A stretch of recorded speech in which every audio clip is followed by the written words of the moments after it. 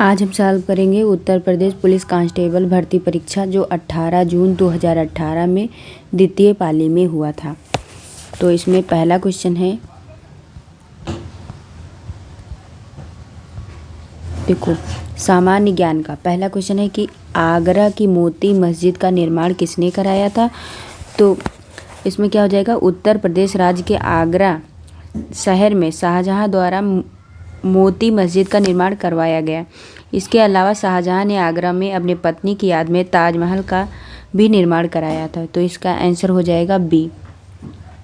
अगला क्वेश्चन है कि फिर डेटा बुक भारत में जानवरों, वनस्पतियों और कवकों की दुर्लभ और लुप्त प्राय, फिर से देखो, डेटा बुक भारत में जानवरों, वनस्पतियों और कवकों की दुर्लभ और लुप्त प्राय प्रजातियों के दस्तावेजीकरण के लिए स्थापित एक राजकीय दस्तावेज है। तो रेड डाटा बुक का सर्वप्रथम वर्ष 1968 में विश्व प्राकृतिक संरक्षण संघ IUCN इंटरनेशनल यूनियन काउंसिल करके जो संस्था है, इसके द्वारा प्रकाशन किया गया, जिसमें जानवरों, वनस्पतियों और कवकों की दुर्लभ और लुप्तप्राय प्रजातियों के बारे में होता है। फिर अगला क्वेश्चन है कि निम्न में से कोशिकाओं का कौन सा भाग पशु कोशिकाओं में नहीं होता। तो कौन से नहीं होता, जो कोशिका भित्ति है वो कवक, पौधों व बैक्टीरिया में पाई जाती है। फिर अगला क्वेश्चन है, किस जाति या स्पीशीज में वाह्य निषेचन होता है।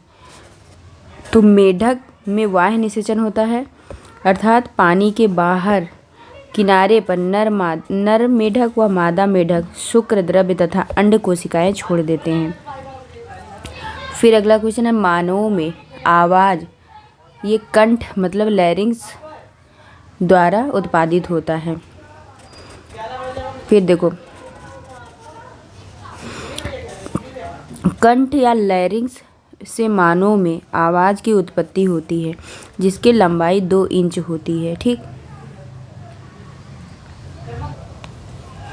अब हम 6 नंबर का क्वेश्चन सॉल्व करेंगे। छठा क्वेश्चन है कि निम्न में से कौन सी मृदा कपास की खेती के लिए उपयुक्त है। तो कौन सी हो जाएगी, काली मिट्टी। अगला क्वेश्चन है कि आपको पता है कि कपास की खेती के लिए सबसे उपजाऊ मिट्टी में काली मिट्टी को जाना जाता है। इस मिट्टी को कपास मिट्टी या रेगुर मिट्टी आदि के नाम से भी जाना जाता है। फिर अगला क्वेश्चन है 7वां नंबर का कि निम्न में से कौन सा जानवर भारत में स्थानिक प्रजाति, वो जानवर जो केवल एक ही भौगोलिक क्षेत्र में रहते हैं, उसका उदाहरण नहीं है। तो कौन सा हो जाएगा, गाय जो होती है वो स्थानिक प्रजाति का उदाहरण नहीं है, जबकि बाकी सभी स्थानिक प्रजाति के उदाहरण हैं। जैसे एक सिंगी गैंडा जो है उसका स्थानिक प्रजाति क्या हो जाएगा, वो हो जाएगा काजीरंगा राष्ट्रीय पार्क जो असम में है, और जो बंगाल टाइगर वो पश्चिम बंगाल उसका स्थानिक प्रजाति है, और मिथुन जो है वो अरुणाचल प्रदेश। फिर तो ये क्या हो जाएगा, गाय। अगला क्वेश्चन है कि भारत का सबसे बड़ा बॉक्साइट उत्पादक राज्य कौन सा है। तो ये हो जाएगा उड़ीसा। उड़ीसा में बॉक्साइट का सर्वाधिक उत्पादन होता है, और उत्तर प्रदेश में गन्ना का सर्वाधिक उत्पादन होता है। तमिलनाडु में मैग्नेसाइट का सर्वाधिक उत्पादन होता है। मध्य प्रदेश में हीरे का भंडार पाया जाता है। अब हम 9 नंबर का क्वेश्चन देखते हैं कि निम्न में से किस प्रकार का कोयला उच्चतम गुणवत्ता का होता है। तो ये एंथ्रेसाइट का कोयला। लिग्नाइट में 40 से 50% की मात्रा कार्बन की होती है। पीट में 40% से कम होती है। बिटुमिनस में 50 से 80 के बीच में, मतलब 80% कार्बन की मात्रा पाई जाती है। और एंथ्रेसाइड में 80 से 95% जो होता है एंथ्रेसाइड पाया जाता है। फिर अगला क्वेश्चन है कि पंजाब का कौन सा प्रसिद्ध वाद्य यंत्र लकड़ियों की कई छड़ियों से मिलकर बना होता है। तो जो चिक्का वाद्य यंत्र ये लकड़ियों की कई छड़ियों से बना होता है, जो पंजाब राज्य का प्रसिद्ध वाद्य यंत्र है तथा पंजाब का प्रसिद्ध लोकगीत छल्ला है। ठीक, तो इसका सी ऑप्शन हो जाएगा। अगला क्वेश्चन है, किस भारतीय वास्तुविद को 2018 का प्रित्जर आर्किटेक्चर पुरस्कार प्रदान किया गया? तो ये कौन सा हो जाएगा? बालकृष्ण जोशी होगा, दोषी लिखा है। तो देखो, जो प्रित्जर पुरस्कार वो आर्किटेक्चर पुरस्कार वर्ष 2018 में बालकृष्ण दोषी लिखा, जोशी होना चाहिए, बालकृष्ण जोशी, यहाँ पे जो है जोशी होना चाहिए था, बालकृष्ण जोशी को मिला। परंतु वर्ष 2023 का जो पुरस्कार ये सर डेविड चिपरफील्ड को मिला। यह आर्किटेक्चर में सर्वोच्च सम्मान पुरस्कार है। फिर अगला क्वेश्चन है कि अप्रैल 2018 में उत्तर प्रदेश सरकार द्वारा गंगा नदी के जल ग्रहण क्षेत्र में हरित क्षेत्र को बढ़ाने और मृदा अपरदन को रोकने के लिए किस योजना की शुरुआत की गई? तो गंगा हरितमा अभियान की शुरुआत उत्तर प्रदेश के मुख्यमंत्री योगी आदित्यनाथ ने अप्रैल 2018 में की। इस अभियान को शुरू करने का उद्देश्य गंगा नदी के जल ग्रहण क्षेत्र में हरित क्षेत्र को बढ़ाने और मृदा अपरदन को रोकना था। तो ये हो जाएगा गंगा हरितमा, बी ऑप्शन। फिर अगला क्वेश्चन है कि मार्च 2018 में निम्न में से किस वैश्विक नेता से अमेरिकी होलोकास्ट संग्रहालय द्वारा प्रदत्त मानवाधिकार पुरस्कार जो है वो पुरस्कार वापस ले लिया गया? तो ये क्या हो जाएगा? जो आंग सान सू की से मानवाधिकार पुरस्कार वापस लिया गया, जिसका कारण रोहिंग्या मुसलमानों के मानवाधिकार के हनन का है। यह नेता म्यांमार देश का है। फिर अगला क्वेश्चन है, उत्तर प्रदेश के किस भारोत्तोलक ने राष्ट्रमंडल खेल 2018 में स्वर्ण पदक प्राप्त किया? तो राष्ट्रमंडल खेल 2018 में उत्तर प्रदेश के वाराणसी की पूनम यादव ने भारोत्तोलन में स्वर्ण पदक जीता और भारत ने राष्ट्रमंडल खेल 2022 में 21 पदक यानी कि 22 गोल्ड, 16 रजत और 23 कांस्य जीते। तो ये पूनम यादव। फिर अगला क्वेश्चन,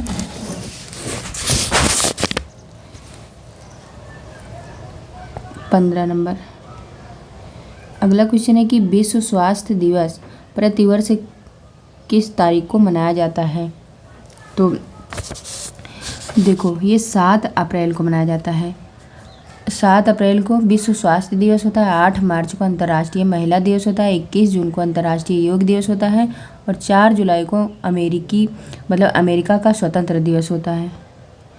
फिर है अप्रैल 2018 में भारतीय सेना ने कार्य सैनिकों, पेंशनरों और परिवारों की आवश्यकता अनुरूप उत्तरवर्ती वेतन पैकेज के साथ समझौता ज्ञापन MOU पर हस्ताक्षर किए हैं। तो क्या हो जाएगा कि भारतीय सेना ने अप्रैल 2018 में कार्य सैनिकों, पेंशनरों और परिवारों की आवश्यकताओं के अनुरूप उत्तरवर्ती पैकेज के लिए एक्सिस बैंक के साथ MOU किया था।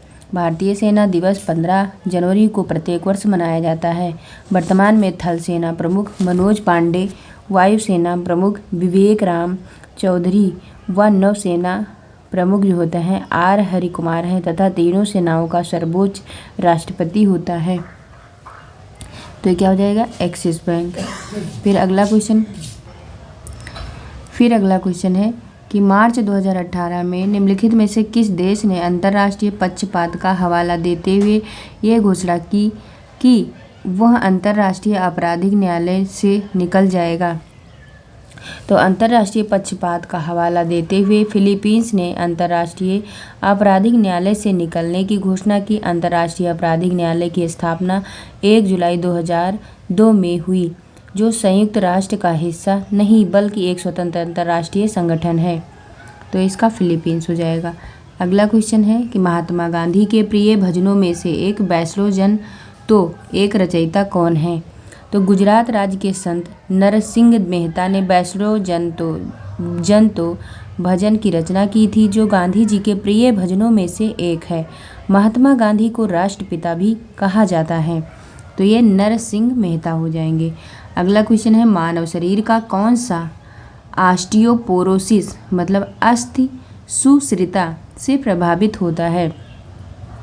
तो ऑस्टियोपोरोसिस रोग होने का कारण कैल्शियम की कमी होता है। यह रोग ज़्यादातर महिलाओं को प्रभावित करता है, जिसमें हड्डियां कमज़ोर हो जाती हैं। तो ये सी ऑप्शन हो जाएगा। अगला क्वेश्चन है, किसने मगध की राजधानी राजगृह से पाटलिपुत्र स्थानांतरित करी थी? तो वर्तमान में जो पाटलिपुत्र है उसको पटना यानी बिहार का पाटलिपुत्र कहा जाता है। उदयन ने मगध की राजधानी राजगृह से पाटलिपुत्र को बनाया और यहाँ पर भी चंद्रगुप्त मौर्य ने साम्राज्य स्थापित कर अपनी राजधानी बनाई थी। तो ये कौन सा हो जाएंगे? तो इसमें उदयन नहीं दिया है, तो ये ऑप्शन कट कर दो। फिर कह रहा है, योगक्षेमम वाहामह्यम किसका आदर्श वाक्य है? तो भारत में सार्वजनिक क्षेत्र की सबसे बड़ी कंपनी LIC है, जिसकी स्थापना वर्ष 1956 ईस्वी में हुई तथा मुख्यालय मुंबई महाराष्ट्र में स्थित है। LIC का ही आदर्श वाक्य योगक्षेमम वाहामह्यम है।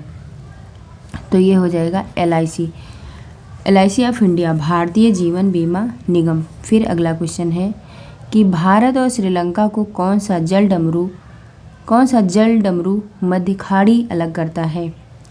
तो भारत व श्रीलंका के मध्य पाक जल संधि है। इस जल संधि का नाम रॉबर्ट पार्क यानी मद्रास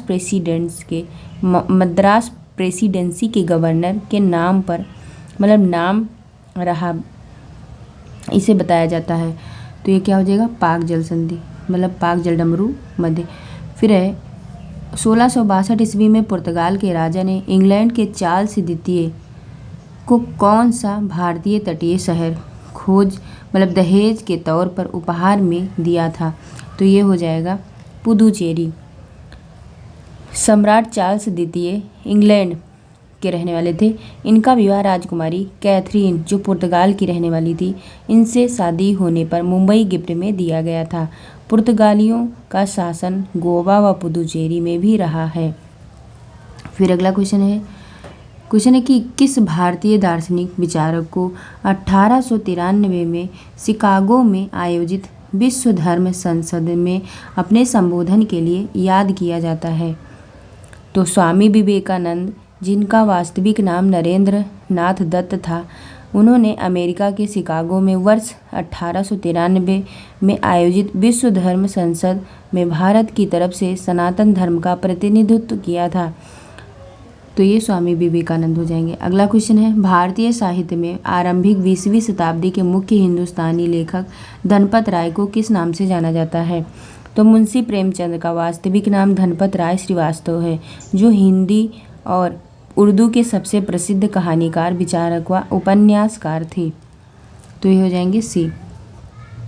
अगला क्वेश्चन है, हरिवंश राय बच्चन को उनके किस काव्य संग्रह के लिए जाना जाता है? तो मुंशी प्रेमचंद का वास्तविक नाम धनपत राय श्रीवास्तव है, जो हिंदी और उर्दू के सबसे प्रसिद्ध कहानीकार, विचारक व उपन्यासकार थे। तो ये मधुशाला हो जाएगा। अगला क्वेश्चन देखते हैं,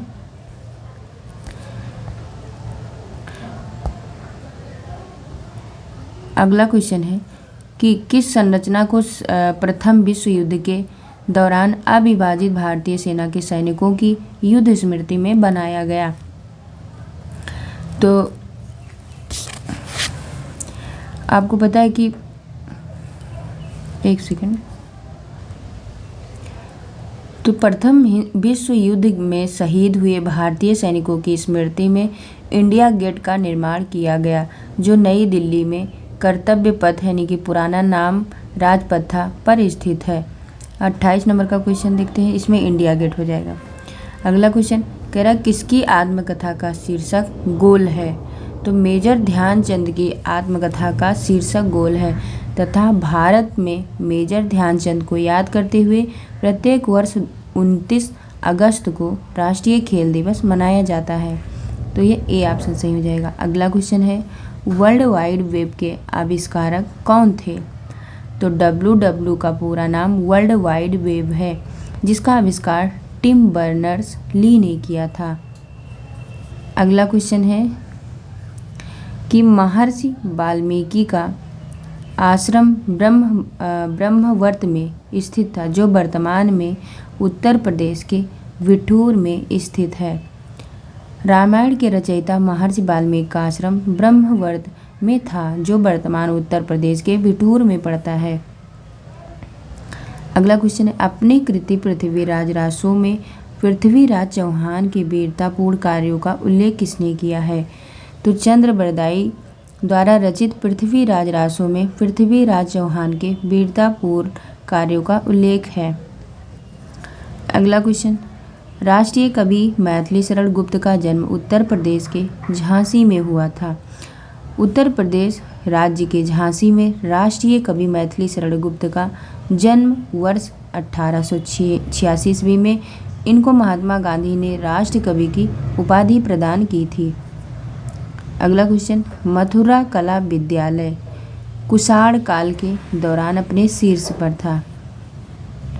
मतलब उत्तर प्रदेश में मेरठ में स्थित मथुरा कला विद्यालय का कुषाण व गुप्त काल में सबसे ज़्यादा योगदान था। अगला क्वेश्चन, गुप्त काल का टेराकोटा मतलब पक्की मिट्टी की ईंटों से बना भीतरगांव मंदिर उत्तर प्रदेश के कानपुर में स्थित है। मतलब वर्तमान में उत्तर प्रदेश राज्य के कानपुर शहर में भीतरगांव मंदिर है। यह मंदिर गुप्त काल में पक्की ईंटों से बना है। फिर अगला क्वेश्चन, वाराणसी के विश्वनाथ मंदिर का निर्माण किसके द्वारा हुआ था? तो मराठा साम्राज्य की महिला रानी अहिल्या बाई होलकर खंडेराव की पत्नी थी, जिन्होंने माहेश्वर को राजधानी बनाकर शासन किया तथा उत्तर प्रदेश के वाराणसी में विश्वनाथ मंदिर का निर्माण भी अहिल्याबाई ने कराया था। तो ये रानी अहिल्याबाई। अगला क्वेश्चन, उत्तर प्रदेश के लोकायुक्त यानी कि भ्रष्टाचार प्राधिकरण का पद कब सृजित हुआ? तो ये 1975 में। देश में लोकपाल की तरह राज्यों में लोकायुक्त होता है। उत्तर प्रदेश लोकायुक्त एवं उप लोकायुक्त अधिनियम 1975 के तहत लोकायुक्त का पद सृजित किया गया। अगला क्वेश्चन है कि फर्रुखाबाद में गंगा नदी के किनारे मुगल घाट का निर्माण बादशाह औरंगजेब ने कराया था। फिर अगला क्वेश्चन, निम्न में से किस लोक नृत्य का आयोजन बुंदेलखंड क्षेत्र में फसल कटाई के समय किया जाता है? तो वर्तमान उत्तर प्रदेश व मध्य प्रदेश में बुंदेलखंड क्षेत्र पड़ता है, जिसमें फसल कटाई के समय सैरा लोक नृत्य आयोजित होता है। अब हम सामान्य हिंदी को सॉल्व करते हैं।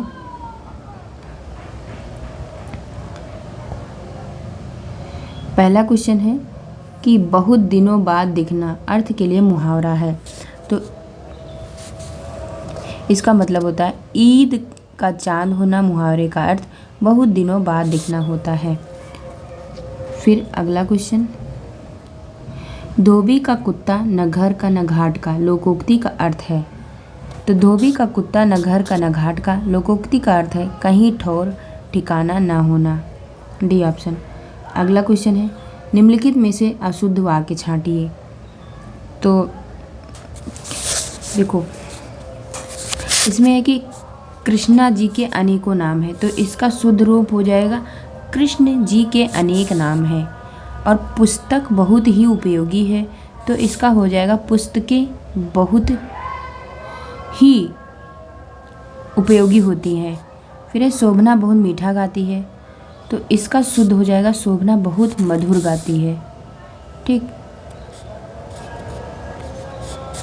तो इसमें कौन सा शुद्ध हो जाए? मैं अभ्यास कर रहा हूँ तो सही है, तो इसमें मुझे कोई गलत नहीं लग रहा है। ठीक है, तो अगला देखते हैं, सद्भावना शब्द में समास कौन सा है? जो सद्भावना शब्द में कर्मधारय समास है। कर्मधारय समास क्या होता है?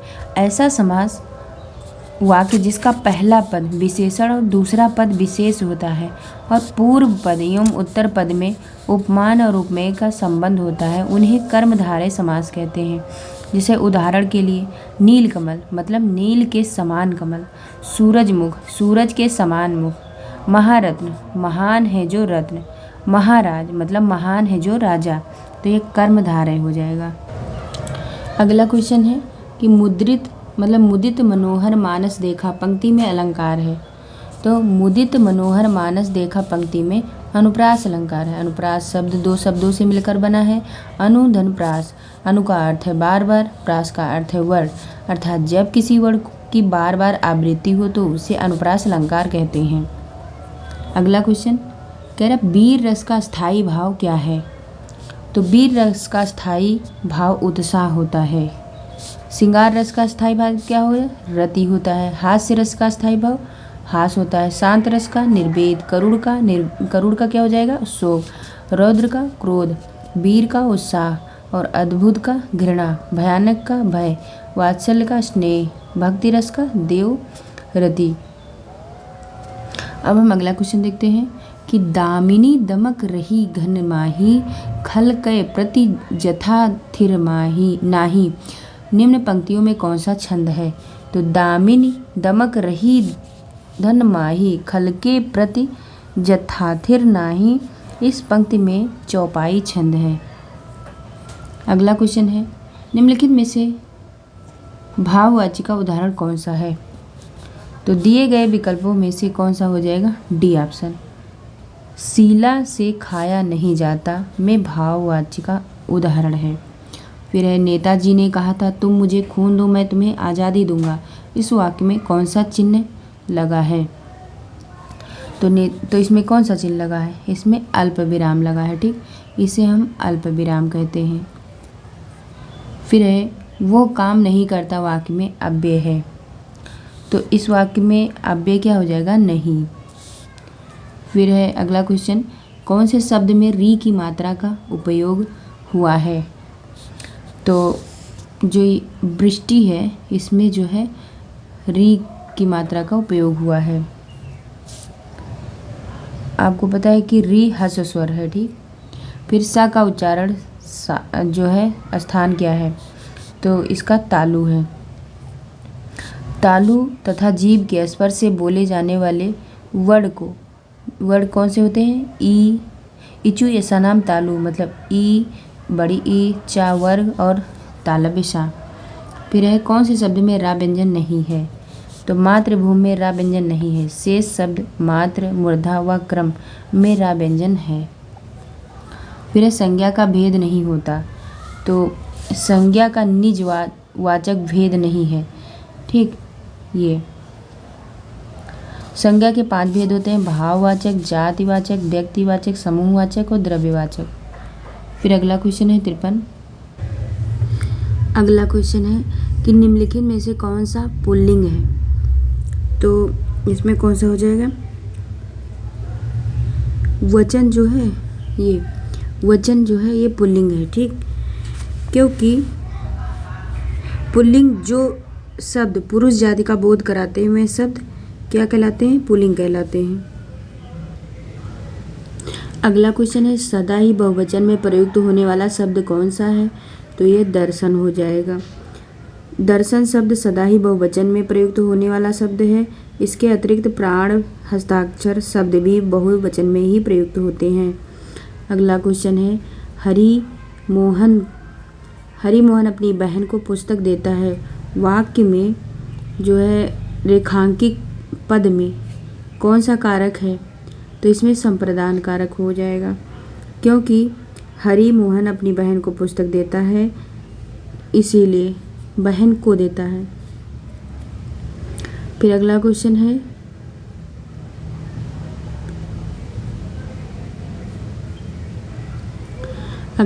है वो बहुत नहीं 56 नंबर का कि क्या आप घर भी जाएंगे वाक्य में रेखांकित पद है। तो आप जो है ये सर्वनाम है। फिर है वो बहुत धार्मिक व्यक्ति है वाक्य में रेखांकित पद है, तो ये डी ऑप्शन सही हो जाएगा, धार्मिक विशेषण है। फिर कह रहा है तद्भव शब्द छांटिए। तो तद्भव शब्द जो होता है वो कपूर हो जाएगा। ठीक, और सब तत्सम है। फिर कह रहा है सब कुछ जानने वाले को क्या बोलते हैं। तो ये सर्वज्ञ बोलते हैं। अगला क्वेश्चन है कि उत्थान शब्द का विलोम होता है तो उत्थान का पतन होता है। फिर देवता शब्द का पर्यायवाची क्या होता है। तो देवता शब्द का पर्यायवाची होता है सुधारक। फिर अगला क्वेश्चन है कि सही अर्थ वाला शब्द युग्म चुनिए।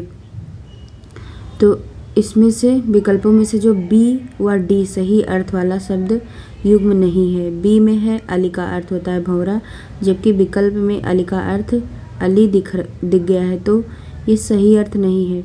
और विकल्प जो डी है ये वाला, ठीक, इसमें जलज का अर्थ जलद बताया गया है, जो सही नहीं है। ठीक, जलद का अर्थ बादल होता है, अतः यहाँ दो विकल्प मतलब अलग है, अतः उत्तर जो है इसका हटा दो। फिर कह रहा है पत्र शब्द का अर्थ नहीं होता है, तो पत्र शब्द का जो है ये लेख नहीं होता है, क्योंकि पत्र शब्द का अर्थ जो होता है वो पत्ता, पंख, चिट्ठी होता है, ना कि लेख होता है। ठीक, फिर अगला है सदैव शब्द में संधि कौन सा है, तो वृद्धि संधि। फिर अगला क्वेश्चन है प्रत्येक शब्द में उपसर्ग कौन है, तो प्रति जो होता है वो उपसर्ग हो जाएगा। अगला क्वेश्चन वैज्ञानिक शब्द में प्रत्यय लगा है, तो ये इक प्रत्यय। फिर है गद्यांश को पढ़ के आंसर दीजिए। गद्यांश है कि सर्दियों के दिन थे, एक बालक सुबह के समय अकेला स्कूल जा रहा था। रास्ते में एक स्टेशन था। वह रेल की पटरी के पास से गुजर रहा था कि अचानक उसकी नज़र रेल की पटरी पर गई। वह उखड़ी हुई थी। फिर है बालक ने घड़ी देखी, गाड़ी आने वाली थी। उसने सोचा कि अगर गाड़ी इस पटरी पर से गुजरेगी तो इसका भयंकर परिणाम हो सकता है। अभी वो इससे आगे सोच भी ना पाया कि गाड़ी की सीटी सुनाई दी। बस फिर क्या था, बालक के सामने एक ही लक्ष्य था, मुसाफिरों की जान बचाना। देखते ही देखते इंजन दिखाई देने लगा। बालक कूदकर दोनों पटरियों के बीच खड़ा होकर अपनी कमीज हिलाने लगा। ड्राइवर की नज़र उस बालक पर पड़ गई और उसने ब्रेक लगा दी, लेकिन गाड़ी बिल्कुल बालक के पास आकर रुकी। ड्राइवर ने क्रोध से पूछा, क्या तुम्हें अपनी जान की कोई परवाह नहीं? गाड़ी क्यों रोकी? बालक ने रेल की उखड़ी हुई पटरी दिखाई और कहा, अगर मैं ऐसा न करता तो सैकड़ों लोगों की जान चली जाती। तो क्वेश्चन है कि लोगों की जान बचाने का कार्य बच्चे के किस गुण को प्रकट करता है, तो ये परहित को। परहित सरिस धर्म नहीं भाई, पर पीड़ा सम नहीं अधिमाई, तो ये 67 हो जाएगा। ठीक, अब हम अगला क्वेश्चन देखते हैं कि बच्चे ने घड़ी क्यों देखी, तो रेल के आने का समय हो रहा था, बी ऑप्शन। फिर कह रहा है बच्चे का कमीज हिलाना व्यक्त करता है बच्चे की सूझबूझ को। फिर अगला क्वेश्चन है रेल ड्राइवर को क्रोध क्यों आया, बच्चे की ज़िंदगी का सवाल था। फिर अगला क्वेश्चन है कि टूटी पटरी को देखकर ड्राइवर के मन में बच्चे के प्रति आया होगा शाबाशी देने का भाव। अगला क्वेश्चन है अज्ञेय जी को किस कृति पर ज्ञानपीठ पुरस्कार मिला, तो कितनी नाव में कितनी बार। अज्ञेय जी की कृति कितनी नाव में कितनी बार के लिए 1978 में ज्ञानपीठ पुरस्कार मिला था। ज्ञानपीठ पुरस्कार ज्ञानपीठ न्यास द्वारा प्रदान किया जाने वाला भारतीय साहित्य का सर्वोच्च पुरस्कार है। फिर अगला क्वेश्चन है उर्वशी के रचनाकार कौन हैं, तो उर्वशी के रचनाकार रामधारी सिंह दिनकर तथा जयशंकर प्रसाद दोनों को माना ही जाता है, लेकिन उर्वशी के लिए ज्ञानपीठ पुरस्कार रामधारी सिंह दिनकर को दिया गया था। तो रामधारी सिंह दिनकर को दिया गया था। ठीक, तो इसका आंसर बुक में अलग दिया है, तो इसको आप छोड़ देंगे। फिर कह रहा है गोदान किसकी रचना है, तो प्रेमचंद्र जी की रचना है, क्योंकि गोदान मुंशी प्रेमचंद्र जी का अंतिम और सबसे महत्वपूर्ण उपन्यास है। इसका प्रकाशन वर्ष 1936 में हिंदी ग्रंथ रचनाकार कार्यालय बम्बई द्वारा जो है किया गया था। प्रेमचंद्र की अन्य रचनाएं जैसे गोदान, गबन, निर्मला, रंगभूमि, कफन, बूढ़ी काकी, दो बैल इत्यादि हैं। फिर अगला क्वेश्चन है कि महादेवी वर्मा को ज्ञानपीठ पुरस्कार किस कृति पर मिला है, तो ये यामा।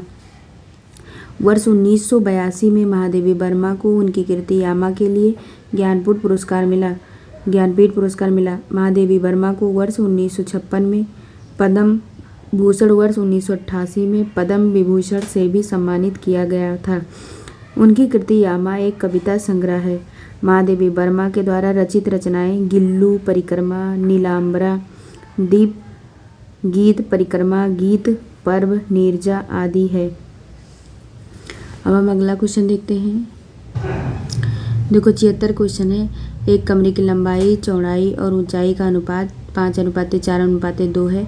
यदि एक नए कमरे में लंबाई को 40% से और चौड़ाई को 25% से बढ़ाया जाता है, कमरे की चारों दीवारों के कुल क्षेत्रफल को एक समान रखने हेतु कमरे के आयतन में क्या बदलाव किया जाएगा? तो देखो पहले मान लीजिए, मैं समझा दे रही हूँ। माना कमरे की लंबाई, चौड़ाई व ऊंचाई क्रमशः कितना दिया है? मान लीजिए 500, 400 और 200। ठीक। अब जब आप नई चौड़ाई जब आप मतलब क्या करोगे, अब नई लंबाई तथा चौड़ाई जब लोगे तो कितना हो जाएगा? 500 गुणे 140/100 बराबर आ जाएगा 700। और फिर दूसरा आप निकालोगे 400 गुणे 125/100, तो ये 500 हो जाएगा। ठीक।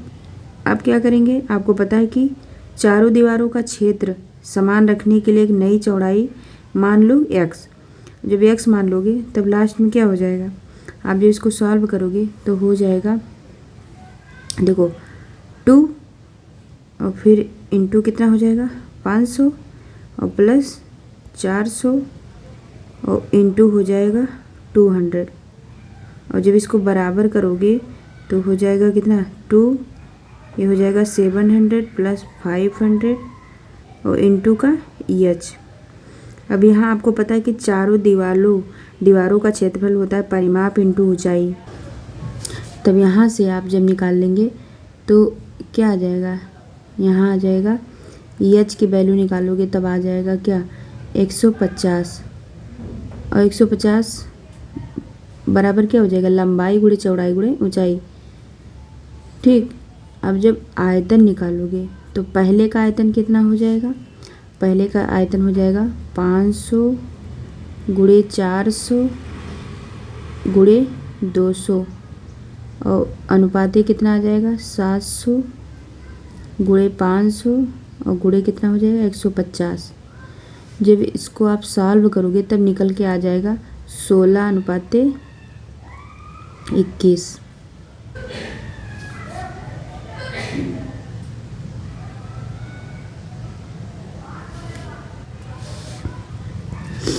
अब आयतन में वृद्धि निकाल लीजिए। जब आयतन में वृद्धि निकालेंगे, वृद्धि प्रतिशत, तो हो जाएगा 5/16 गुणे 100%। और जब इसको निकालोगे तब आ जाएगा 31.25%। ठीक। कितना आ जाएगा? 31.25%। ये बी ऑप्शन। अगला क्वेश्चन दिया है कि ईयान किसी कार्य को 15 घंटों में पूरा कर सकता है, जबकि मानस को उसी काम को पूरा करने में 21 घंटे लगते हैं। काम पूरा होने तक ईयान से शुरू करते हुए दोनों बारी बारी से एक घंटा काम करते हैं। केवल अंतिम पारी के दौरान काम पूरा होने तक दोनों में से एक व्यक्ति 1 घंटे में कम अवधि हेतु काम कर सकता है। काम को पूरा करने में उन्हें कितना समय लगेगा? तो इसमें पहले ईयान लिख लीजिए। देखो इधर देखो, यहाँ पे आप पहले ईयान लिख लीजिए। ठीक। मान लो यहाँ पे ईयान हो गया। ठीक। और इधर का मानस लिख लो, इधर मानस हो गया। ठीक। अब समय निकाल लो। तो ईयान का समय कितना है? 15 और इनका कितना है? 21। और कार्य क्षमता निकालोगे तो ये हो जाएगा 7 प्रति घंटा। और इन ईयान मतलब मानस का कितना हो जाएगा? 5 प्रति घंटा। ठीक। और जो कुल काम कितना हो जाएगा? 150। कुल काम 150 हो गया। अब प्रश्न में दिया है कि काम शुरू करने पर, तब जब काम शुरू करोगे तो 8 गुणे 2 घंटा। जब ये हो जाएगा कितना? 8 गुणे 1 चक्कर लगाओगे तब हो जाएगा कितना? 12 काम और गुणे 8 हो जाएगा। फिर 1 घंटा का निकाल लो। 1 आवर का, इस ईयान का निकाल लो। ठीक, ईयान का निकालोगे तो हो जाएगा 7 काम। ऐसे ही जब आप 2/5 घंटा का निकालोगे मानस का, जब मानस का निकालोगे तो हो जाएगा 2 काम। ठीक, अब पूरा काम होने में लगा समय कितना हो जाएगा? हो जाएगा 16 + 1 + 2/5। अब जब इसको आप सॉल्व करोगे तब आ जाएगा कितना? 17 सही 2/5 घंटा, या इसी को लिख सकते हो 17 घंटा 24 मिनट। ठीक, अगला क्वेश्चन देखते हैं।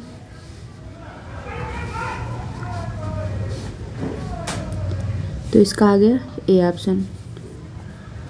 अगला क्वेश्चन कि प्रसून एक निश्चित गति से 180 किलोमीटर की गति मतलब की दूरी तक साइकिल चलाता है। यदि वह प्रति घंटे 2 किलोमीटर की धीमी गति से साइकिल चलाता है तो उसे गंतव्य तक पहुंचने में और 3 घंटे अधिक लग सकते हैं। निम्नलिखित विकल्पों में से किलोमीटर प्रति घंटे में उस गति का चयन करें जिसमें वास्तव में प्रसून ने साइकिल चलाई है। तो पहले मान लीजिए कि माना प्रसून की वास्तविक गति कितना हो जाएगा? x किलोमीटर प्रति घंटा, और जब यहाँ से निकालोगे तो क्या हो जाएगा? 180 बटे हो जाएगा कितना? 180 बटे x - 2 हो जाएगा। ठीक, और माइनस करोगे कितना दिया है? 180 बटे x कर दोगे और बराबर दिया है 3। जब इसको यहाँ सॉल्व करोगे तब इसमें क्या करोगे? यहाँ जो विकल्प में x की वैल्यू 12 लोगे तो जो समीकरण है वो संतुष्ट हो जाएगा। तब प्रसून की वास्तविक गति 12 किलोमीटर प्रति घंटा हो जाएगी। तो यहाँ से 12 ले लीजिएगा। ठीक, ये अगला क्वेश्चन है कि सिंह का सिंह शावक दिया है तो इतली का क्या होगा?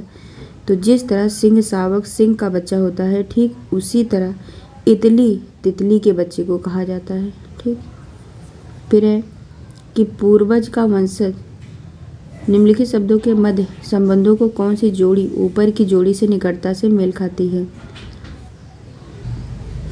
तो जिस तरह यहाँ वंशज जो है मतलब जिस तरह यहाँ क्या हो जाएगा?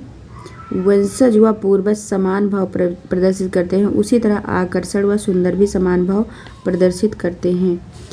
ये हो जाएगा ए ऑप्शन। अगला क्वेश्चन है कि महाराष्ट्र जो है वो मुंबई, तो तमिलनाडु का क्या हो जाएगा? तो आपको पता है कि जिस तरह मुंबई महाराष्ट्र की राजधानी है उसी तरह चेन्नई तमिलनाडु की राजधानी है।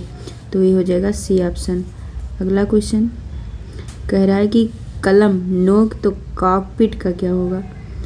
तो जिस तरह नोक कलम के आगे के भाग को बोलते हैं उसी तरह कॉकपिट जो है विमान के आगे के भाग को कहते हैं।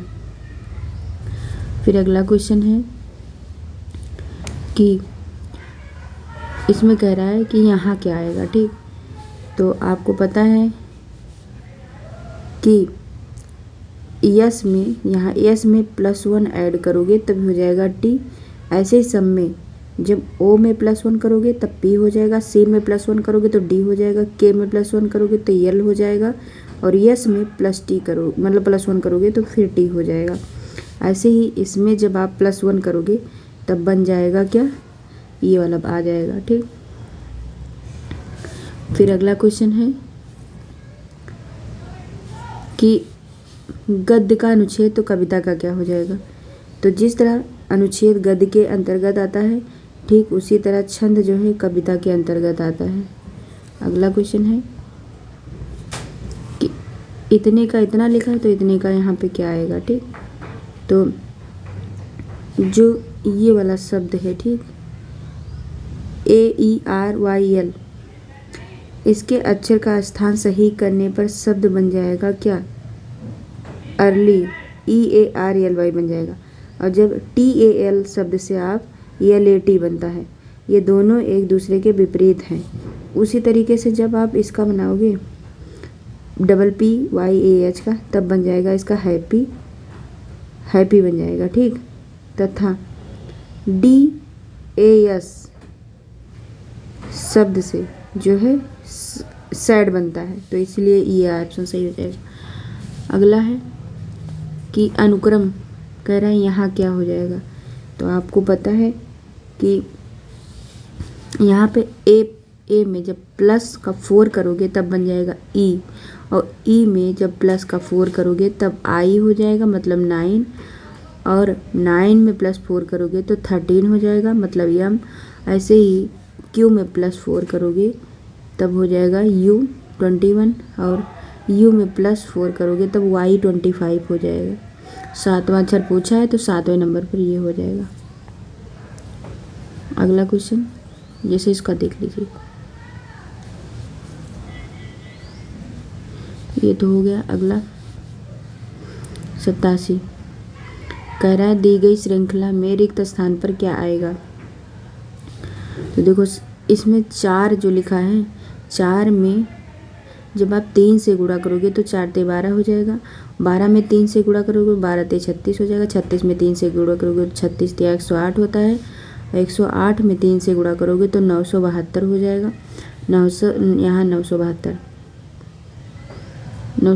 जाएगा। 972 में जब आप जो है 3 से गुणा करोगे तो कितना आ जाएगा, 2916 आ जाएगा।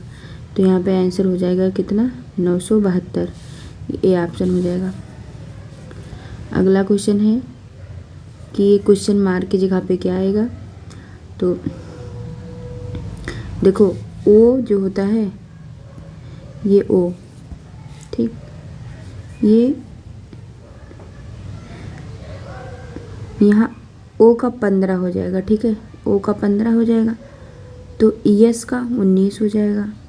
ऐसे ही यल का 12 और यक्स का 24 हो जाएगा तो क्यू का 17 हो जाएगा, ठीक, क्योंकि अक्षर के आगे उसकी क्रम संख्या दी है। फिर अगला दिया है इसमें 89 में क्या करोगे आप कि जैसे यहाँ पे क्या लिखा है, 81 लिखा है, 81 9 9 81, 11 ग्रह 121, 13 3 169, 15 15 225, तो अगला 17 हो जाएगी, 17 17 289। अगला क्वेश्चन है अनुक्रम में अक्षरों का अगला समूह कौन सा होगा। तो यहाँ पे कितना हो जाएगा, ए दिया है, ए में जब +1 करोगे तो आ जाएगा बी, मतलब ए में +1 करोगे तो यहाँ बी आ जाएगा, ठीक। ऐसे ही बी में +2 करोगे तब आ जाएगा डी, बी में +2 करोगे तो डी आ जाएगा, और डी में +3 करोगे तब यहाँ पे कितना हो जाएगा, ई एफ जी। तो यहाँ पे अगला आ जाएगा क्या, मतलब ऐसे जब करते जाओगे यहाँ पे तो ऐसे ही अगला यहाँ पे आ जाएगा क्या, पी आ जाएगा। अब जब ये सेकंड वाला लोगे ऐसे तो यहाँ पे +1 +2 +3 +4 +5 करते चले जाओगे, ठीक, ऐसे।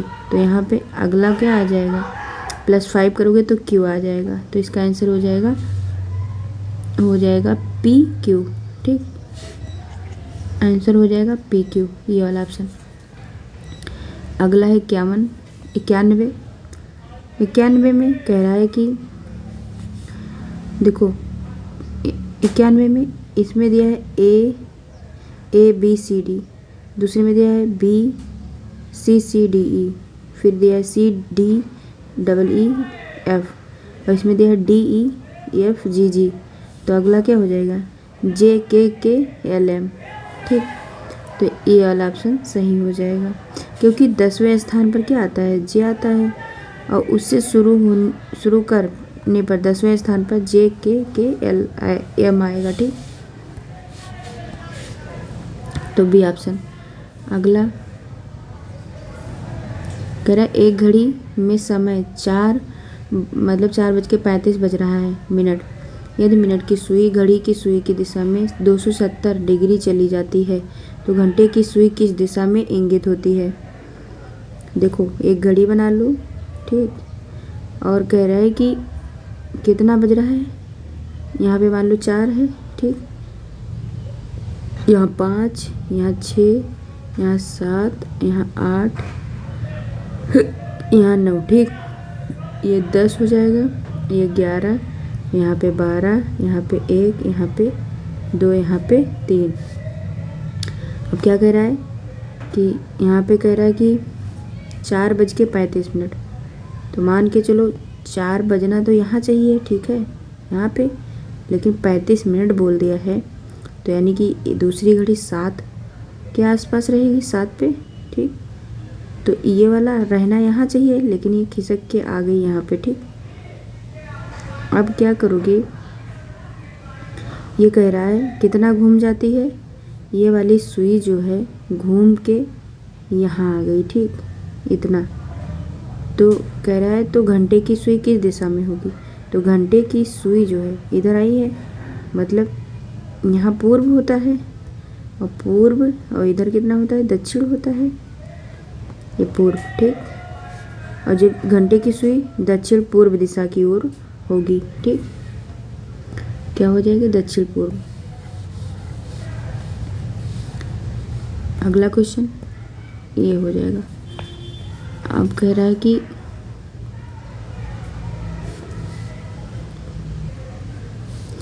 अगला क्वेश्चन है कि प्रबुद्ध और दीपाली सुबह के समय एक दूसरे की ओर मुंह किए खड़े होकर बात कर रहे थे। यदि कोई एक व्यक्ति पंक्ति में उनमें शामिल हो जाता है तो उस पंक्ति और प्रबुद्ध की परछाई के बीच गठित अधिक कोण 135 डिग्री का हो जाएगा। दीपाली किस ओर मुंह खड़े किए हुए खड़ी है, तो देखो यहाँ पे क्या हो जाएगा। जब यहाँ पे मान लीजिए खड़ी हैं दोनों लोग, ठीक है, और यहाँ से दीपाली खड़ी हैं, ठीक, और इधर से दीपाली खड़ी हैं और प्रबुद्ध मान लो इधर से खड़ा है, ठीक है, और यहाँ पे क्या हो जाएगा, यहाँ पे व्यक्ति हो जाएगा, व्यक्ति, ठीक। तो दीपाली का मुख किधर हो जाएगा, दक्षिण पश्चिम की तरफ, किधर हो जाएगा, दक्षिण पश्चिम की तरफ, मतलब ये वाला ऑप्शन सही हो जाएगा, ठीक। अगला क्वेश्चन है,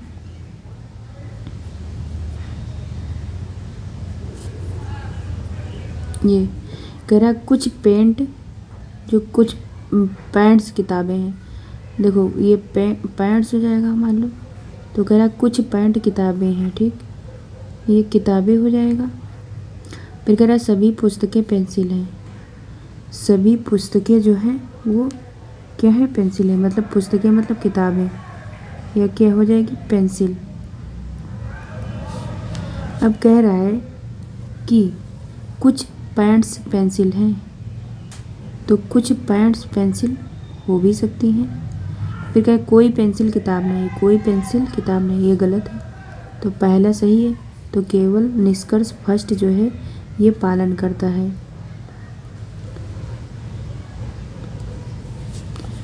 अगला क्वेश्चन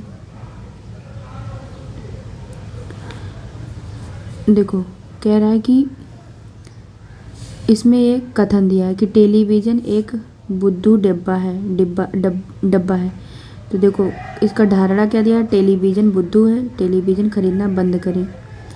तो इसका कौन सा आंसर सही हो जाएगा कि कथन में दी गई जानकारी जो होता है वो अनुसार धारणा फर्स्ट में अंतर्निहित है, क्योंकि कथन में टेलीविज़न को एक बुद्धू डिब्बा बताया गया है, ठीक, तो इसीलिए तो ये ऑप्शन सही हो जाएगा। अगला क्वेश्चन,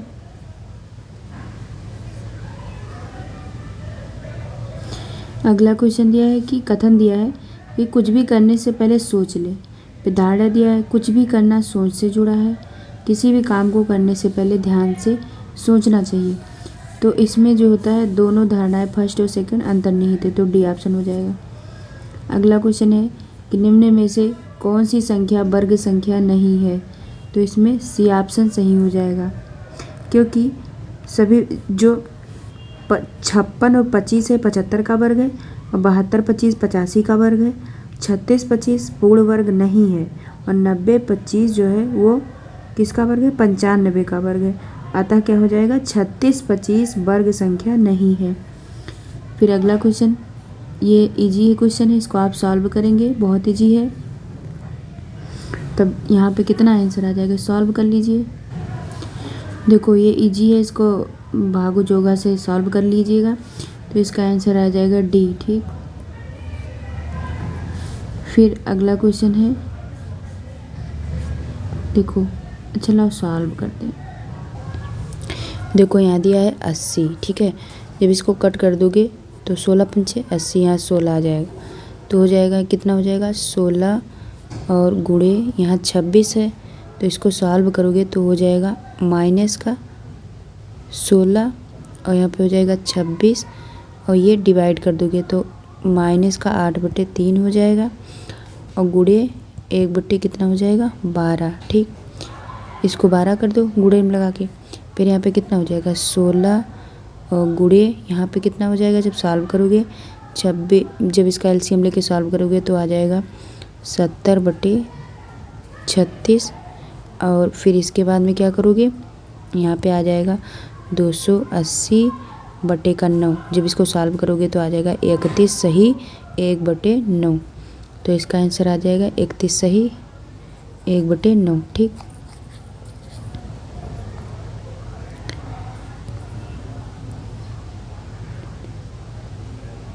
और इसका आंसर तो 32 आ रहा है।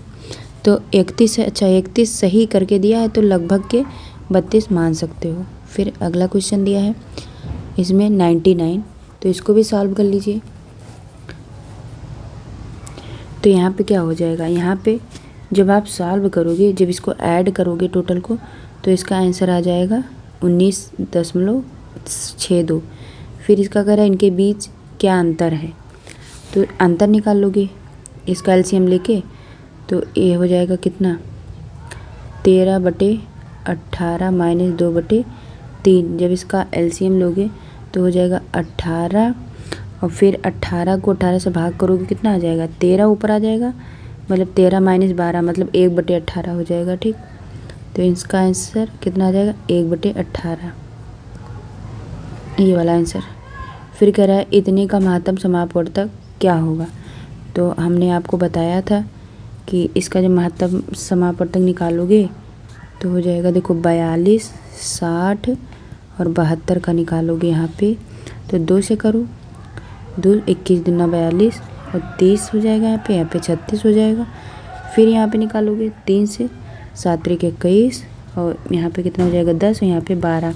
तो ऐसे अब कितना हो जाएगा 2 3 6, ठीक। तो इसका 6 आंसर हो जाएगा, ठीक। एक सेकंड, यहाँ पे 6 आंसर हो जाएगा, ठीक, ये वाला। अगला क्वेश्चन कह रहा है 25, 30, 60 का लघुत्तम समापवर्तक मतलब एलसीएम कितना होगा। तो अब इसका एलसीएम निकाल लीजिए। जब आप इसका एलसीएम निकालेंगे, यहाँ पे देखिए कितना दिया है 25, 30 और 60। तो यहाँ पे कितना हो जाएगा 5 को जब आप करोगे तो क्या हो जाएगा 25, ठीक। और फिर 5 6 30, 5 बरहिम 60, 12 पंजे 60। फिर 2 से करो, फिर यहाँ 5 हो जाएगा, यहाँ 3 दूनी 6, यहाँ पे 6 दूनी 12। फिर इसको आप 3 से कर दीजिए, 5 3 एकम 3, 3 दूनी 6। तो इसका एलसीएम क्या हो जाएगा 5 दूनी 10, 10 दूना भी 10 30 और 30 को 10 से जब करोगे तो 300 हो जाएगा, ठीक। तो इसका आंसर आ जाएगा 300। फिर अगला क्वेश्चन, इसका आ जाएगा 300। फिर कह रहा है कि यदि 121 चॉकलेट को 7:4 के अनुपात में बांटा जाता है तो चॉकलेट का छोटा भाग 4 है, तो आप क्या कर दोगे 121 गुणे 4/7, 4 कितना हो जाएगा 11 कर दोगे तो आ जाएगा 44 इसका आंसर, ठीक। इसका 44 हो जाएगा। अगला कह रहा है इसको आप लिख देंगे 525, ठीक। 104 में क्या हो जाएगा 525 गुणे 28/100, तब यहाँ 21 गुणे 7 मतलब 147 हो जाएगा। फिर अगला क्वेश्चन 105 है 65, यहाँ पे हो जाएगा 105 का कितना हो जाएगा 65 गुणे 220/100 हो जाएगा। तो फिर यहाँ पे 143 आ जाएगा, ठीक। ऐसे 106 का करोगे तो क्रय मूल्य बराबर कितना हो जाएगा 126/100 मतलब CP इंटू 126/100 और बराबर हो जाएगा 693, ठीक। जब इसको सॉल्व करोगे आप लोग तब कितना हो जाएगा 550 आंसर निकाल लेंगे। ये सब मुझे बानी याद कर लो, मतलब मुझे बानी आ जाएगा। फिर फिर 107 नंबर पे क्वेश्चन है, इसमें अंकित मूल्य निकालना है। ठीक, कह रहा है 14% की छूट पर एक खिलौने की बिक्री 215 में की गई, खिलौने का अंकित मूल्य ज्ञात कीजिए। तो देखो अंकित मूल्य गुणे 86/100 और बराबर कितना हो जाएगा 215। तो अंकित मूल्य बराबर हो जाएगा कितना 215 गुणे 100/86 हो जाएगा 86, क्योंकि 100 में से 14 घटाओगे तब 86 बचेगा, तो आ जाएगा कितना 250। अगला क्वेश्चन कह रहा है 4% की साधारण ब्याज पर 5 वर्ष हेतु इतने रुपए का निवेश करने पर ब्याज कितना होगा। तो साधारण ब्याज बराबर हम 1000 बार लगा चुके हैं, अब पिछला लगा लीजिए नहीं आता हो तो साधारण ब्याज बराबर होता है मूलधन गुणे दर गुणे समय बटे 100। जब आप निकालोगे तो कितना यहाँ पे दिया है, यहाँ हो जाएगा 3750। ठीक, और फिर कितना हो जाएगा गुणे 4 और गुणे 5 और बटे का हो जाएगा 100। जब इसको आप सॉल्व करोगे तो आ जाएगा 750। ठीक, इसका आंसर आ जाएगा 750। अगला क्वेश्चन 10% की वार्षिक चक्रवृद्धि ब्याज ठीक पर 2 वर्षों के लिए जो है 2100 के निवेश पर प्राप्त की जाने वाली ब्याज की राशि क्या होगी। तो इसको भी सॉल्व कर लीजिए। तो इसमें भी चक्रवृद्धि ब्याज बराबर होता है मूलधन गुणे 100 प्लस दर बटे 100 और इंटू जब टी मतलब समय हो जाएगा माइनस मूल। तो यहाँ पे लगा लीजिए। देखिए एक सेकंड, देखो यहाँ पे हो जाएगा एक सेकंड, यहाँ पे हो जाएगा 21, कितना दिया है यहाँ पे 2100। तो 2100 गुणे यहाँ पे कितना 2 वर्षों के लिए दिया है 10%, तो 110 बटे 110 और गुणे मतलब गुणे नहीं होगा यहाँ पे गुणे फिर 110 क्योंकि 2 साल का है और माइनस कितना कर दोगे मूलधन 2100। जब इसको सॉल्व करोगे तो कितना देखो जो जीरो यहाँ से 0 0 कट गया। ठीक, और जब इसको सॉल्व करो 11 ग्रह में 121, 2100 में से जब 21 गुणे 121 और माइनस 2100 हो जाएगा तो 441 आ जाएगा। ठीक, 441 आंसर हो जाएगा इसका। अगला क्वेश्चन है मिताली और जुलन ने क्रमशः इतने रुपए और इतने रुपए का कारोबार में निवेश किए, परंतु मिताली ने कुछ महीनों बाद पैसे वापस निकाल लिए। 12 महीनों के समापन पर मिताली और जुलन द्वारा आपस में बांटे गए लाभ का अनुपात 2:3 होने पर मिताली ने कितने महीनों के बाद अपना पैसा निकाला होगा। तो आपको पता है कि पहले आप क्या करिए, मान लीजिए कि माना मिताली ने x वर्ष बाद अपना पैसा निकाला होगा। तो यहाँ पे पहले निकाल लीजिए 336 है, तो यहाँ पे कर लीजिए 336 गुणे x मान लीजिए और बटे कितना दिया है 231। तो 231 गुणे कितना 12 महीनों का और बराबर कितना दिया है 2:3, तो हो जाएगा 2:3। जब इसको आप सॉल्व करेंगे तो कितना हो जाएगा 3 गुणे 300, इसको यहाँ से गुणा कर दीजिए 336 और गुणे x बराबर हो जाएगा 2 गुणे 231 गुणे का 12। यहाँ से x की वैल्यू निकालेंगे जब, तो यहाँ हो जाएगा 5.5 माह। ठीक, इसका आंसर हो जाएगा ये वाला। देखो ये वाला आंसर सही हो जाएगा। ठीक, फिर अगला क्वेश्चन देखते हैं।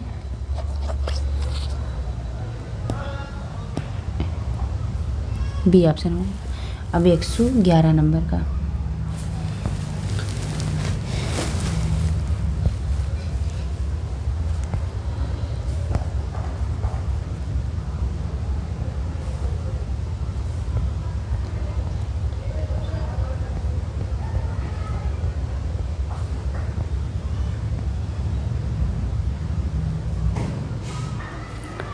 अगला क्वेश्चन है कि 14, 31 एवं एक अन्य संख्या का औसत 30 है, तीसरी संख्या क्या है। तो पहले मान लीजिए कि माना जो तीसरी संख्या है वो मतलब एक अन्य संख्या क्या हो जाएगी x मान लीजिए यहाँ पे। ठीक, अब कह रहा है कि पहला क्या दिया है 14, तो आप 14 प्लस दूसरा क्या है 31, तो 31 मान लीजिए और प्लस तीसरी संख्या क्या है, x मान लीजिए, अपान कितना हो जाएगा 3, और इक्वल टू दिया है उसे 30। तो इसको सॉल्व कर लीजिए। जब इसको ऐड करोगे तो हो जाएगा 45 प्लस x, 45 प्लस क्या हो जाएगा x, और इक्वल टू हो जाएगा 90। तो x बराबर 45 हो जाएगा। ठीक, फिर अगला क्वेश्चन देखते हैं। इसका ये ऑप्शन हो जाएगा, कह रहा है कि यदि व्यक्ति ए 90 मिनट में किसी कार्य को पूरा कर सकता है, जबकि व्यक्ति बी को वही काम पूरा करने में 54 मिनट लगते हैं, तो दोनों एक साथ मिलकर काम को पूरा करने में कितना समय लगाएंगे। तो इसमें देख लीजिए, पहले यहाँ पे मान लीजिए, ठीक है, 112 नंबर। देखिए पहले यहाँ पे लिख लीजिए ए और यहाँ लिख लीजिए बी। तो ए का समय कितना दिया है 90 मिनट, तो 90 मिनट हो जाएगा, और बी का दिया है 54, तो बी का 54 लिख दीजिए, 54 मिनट। और कार्य क्षमता कितना हो जाएगा इसका कार्य क्षमता हो जाएगा 3, और इसका कार्य क्षमता कितना हो जाएगा 5। पहले मान लीजिए कि माना कुल काम कितना हो जाएगा, जो है 270 हो जाएगा। अब दोनों मिलकर कितना काम करेंगे, 270/3 और 5 कितना हो गया 8। जब इसको सॉल्व करोगे तो हो जाएगा 33 सही 3/4 या 33 मिनट 45 सेकंड हो जाएगा। ठीक, कितना हो जाएगा 33 मिनट 45 सेकंड। अगला क्वेश्चन है कि ललिता 6 मीटर प्रति सेकंड चल सकती है अथवा 25 मीटर प्रति सेकंड पर साइकिल चला सकती है। यातायात के दोनों माध्यम का प्रयोग करते हुए उसे 650 मीटर की दूरी तय करने में 45 सेकंड लगते हैं। ललिता ने कितने समय साइकिल चलाई होगी। तो पहले मान लीजिए कि ललिता ने मान लीजिए x सेकंड साइकिल चलाई होगी। ठीक, तो x सेकंड। अब यहाँ पे कितना दिया है, कह रहा ललिता 6 मीटर पर सेकंड चल सकती थी अथवा 25 मीटर पर सेकंड पर साइकिल चला सकती है, और उसने कहा 650 मीटर की दूरी तय करने में 45 सेकंड लेता है। ठीक, तो इसमें देख लीजिए यहाँ पे कितना हो जाएगा 45 माइनस x और गुणे कितना हो जाएगा 6 मीटर पर सेकंड, और प्लस दूसरा कितना हो जाएगा x इंटू 25 बराबर का 650 दिया है। अब इसको यहाँ पे सॉल्व करेंगे तो x की वैल्यू आ जाएगी 20 सेकंड। ठीक, 20 सेकंड, तो इसका आंसर हो जाएगा 20 सेकंड। अगला क्वेश्चन देखते हैं। अब आ गया अगला क्वेश्चन कि क्रिकेट का दिया है पक, कह रहा है क्रिकेट का क्या होगा अगर आइस हॉकी का पक दिया है।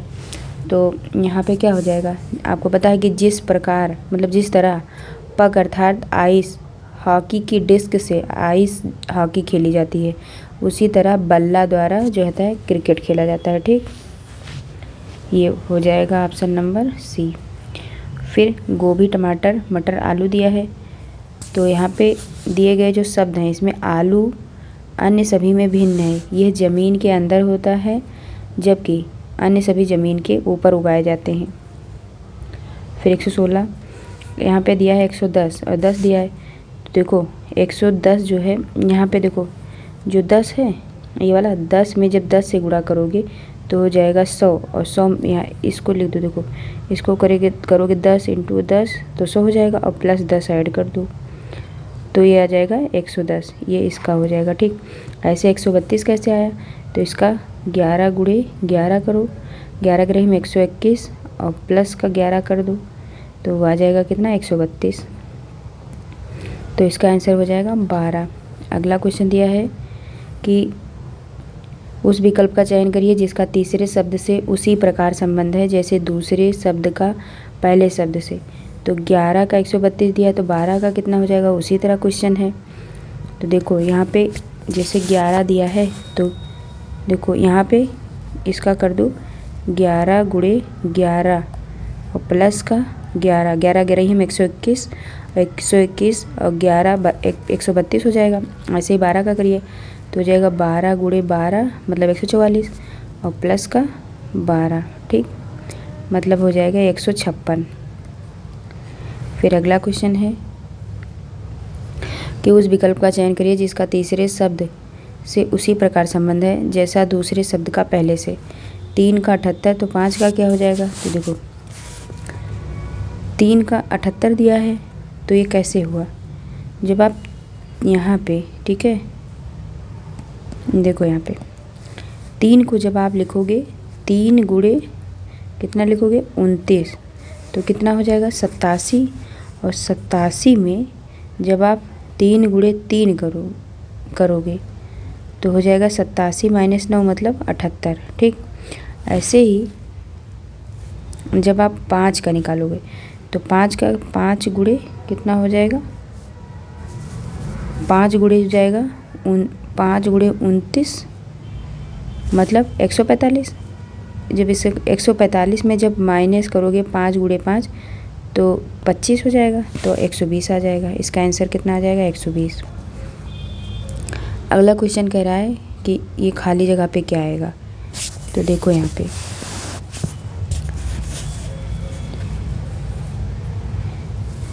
कह रहा है 5 यहाँ पे दिया है, ठीक, 5 और 65। देखो 5 में जब 1 ऐड करोगे तो यहाँ 6 आ जाएगा, 6 में 1 ऐड करोगे 7 आ जाएगा, 7 में 1 ऐड करोगे 8 आ जाएगा, 8 में 1 ऐड करोगे 9 आ जाएगा, 9 में 1 ऐड करोगे तो यहाँ 10 आ जाएगा। ठीक, मतलब फिर आगे देखो यहाँ पे 65 है, 65 में जब 13 ऐड करोगे तब यहाँ पे कितना हो जाएगा 78 हो जाएगा। ठीक,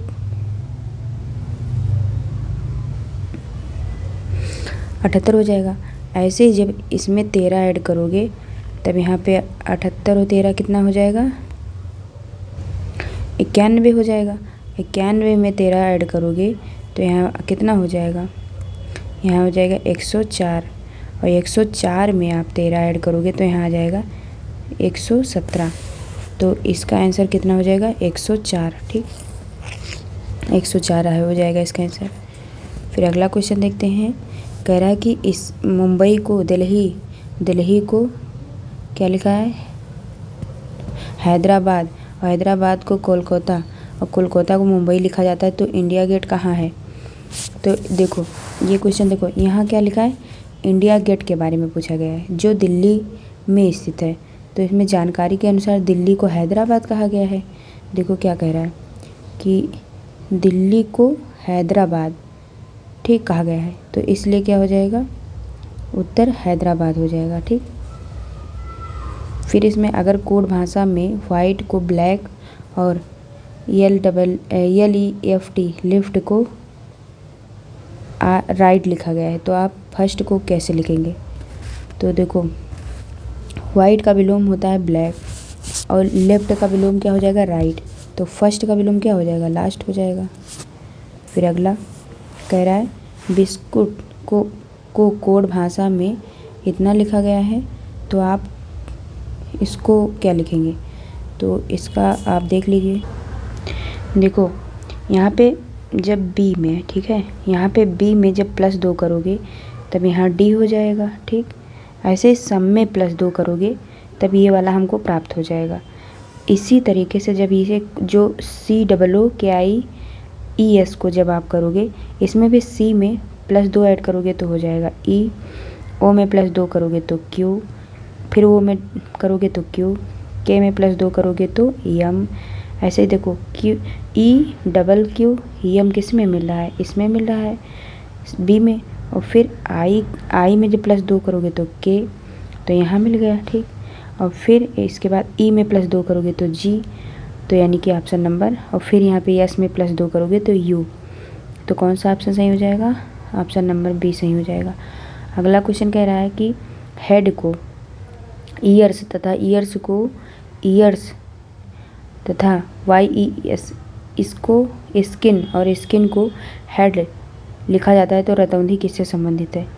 तो इसको देख ली, तो आपको पता है कि रतौंधी आँख में होने वाला रोग है। ठीक, तो यहाँ पे क्या हो जाएगा, आँख जो आई लिखा है EYE को त्वचा मतलब स्किन लिखा गया है। देखो EYE कहाँ है, EYE कहाँ लिखा है, एक सेकेंड, हेड को कहा गया है ईयर्स, ईयर्स को कहा गया है आइज, और आइज को स्किन कहा गया है। ठीक है, तो यहाँ पे आई को स्किन कहा गया है, और रतौंधी किस में आँख में होती है, तो आई में आँख होता है, तो इसका आंसर क्या हो जाएगा स्किन मतलब त्वचा। तो रतौंधी किससे संबंधित है, त्वचा से। क्वेश्चन के अकॉर्डिंग चलिए, आप साइंस भाषा नहीं लगाइएगा।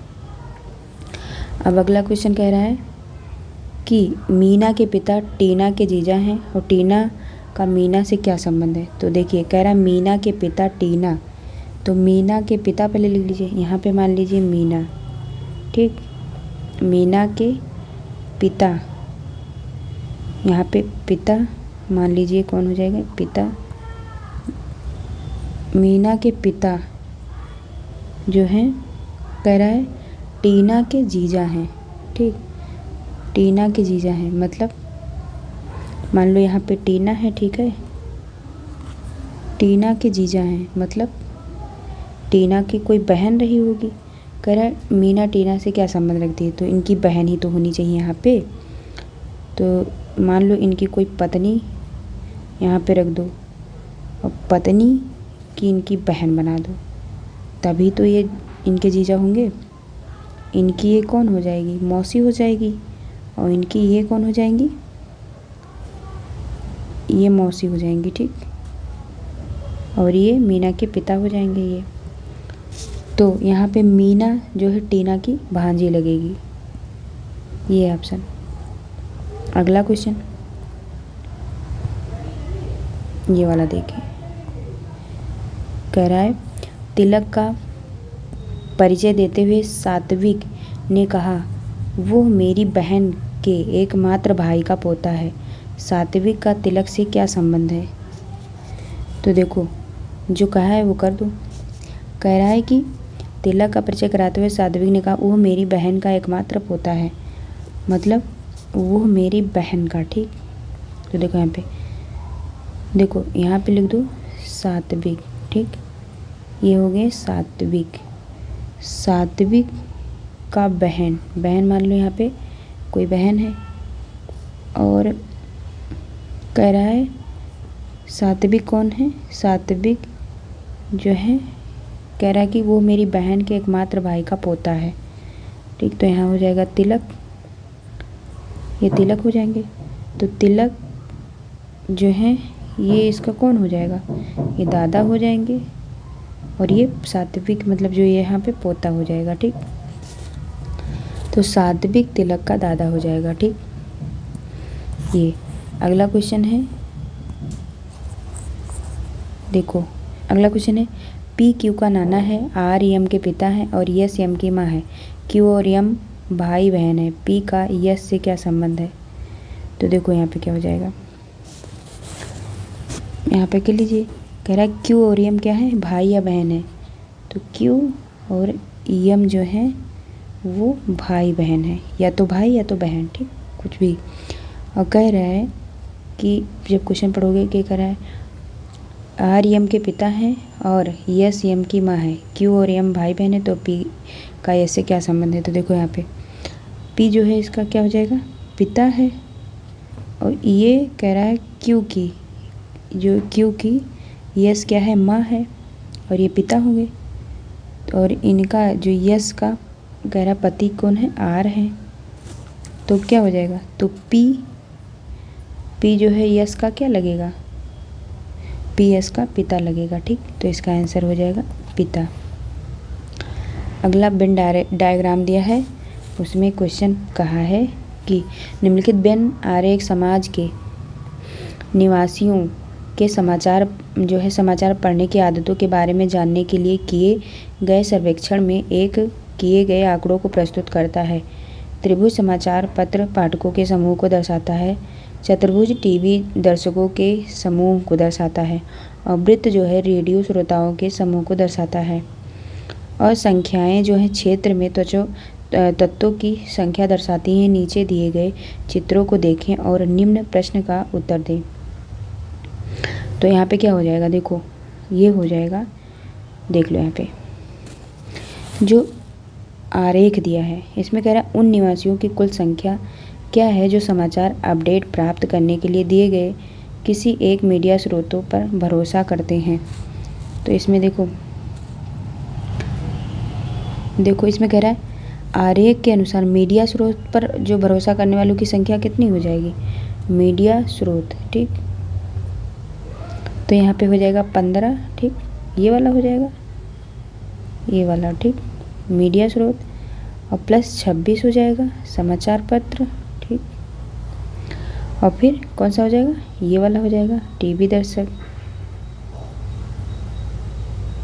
तो इसको गिन लीजिए, ठीक। मतलब 15 प्लस 26 प्लस 32 तो हो जाएगा 73। तो इसका आंसर नंबर 73 सी ऑप्शन।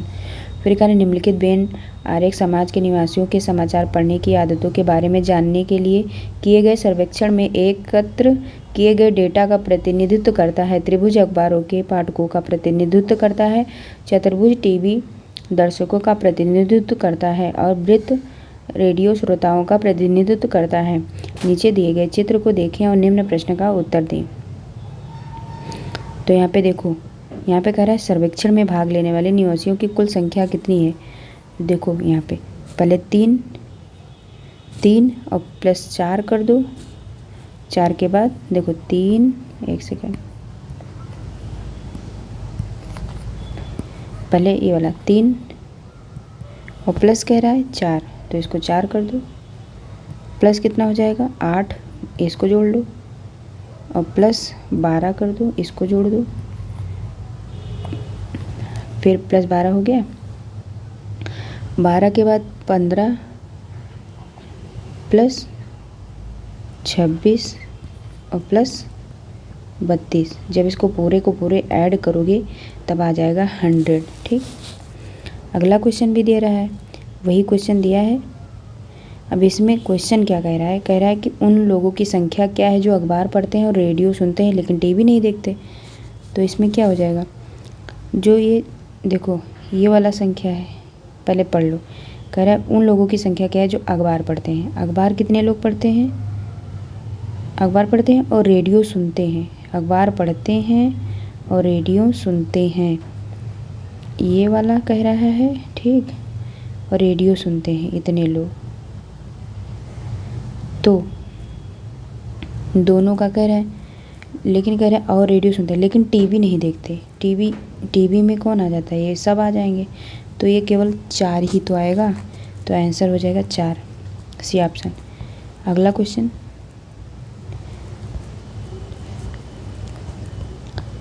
देखो कह रहा है निम्न में से कौन सा, कह रहा है फूल, गुलाब, कमल, ठीक। तो इन तीनों में सबसे अच्छा कौन सा बन जाएगा, इसमें देखो ये वाला, ठीक। देखो इसको बड़े वाले को मान लो क्या फूल, इसको मान लो गुलाब और इसको मान लो कमल, तो क्या हो जाएगा, सही हो जाएगा, क्योंकि कमल और गुलाब फूल है ना और ये सारा फूल के अंतर्गत आ जाएगा। तो ए ऑप्शन सही हो जाएगा। अगला कह रहा है फूल फल पत्तियों वाला फिगर सबसे अच्छा कौन सा है। तो देखो फूल अलग है, फल अलग है और पत्ती अलग है, तो तीनों अलग अलग, इसको मान लो फल, इसको मान लो पत्ती, इसको मान लो फूल, तीनों अलग अलग हैं, तो इसका ऑप्शन यही सही होगा, बेस्ट। फिर कह रहा है सबसे असंगत की पहचान करें।